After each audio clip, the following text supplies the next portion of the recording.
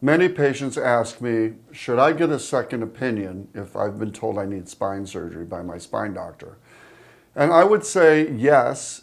I welcome my patients who get second opinions. I have no problem with that. First of all, your doctor should be comfortable that you want a second opinion and should encourage you to do it if you're not 100% sure. Do you have a really good feel with your doctor, a good physician-patient relationship where you feel confident he gets the way you live and your lifestyle?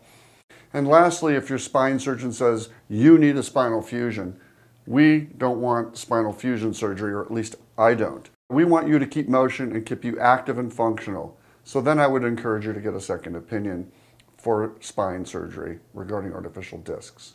Thanks again.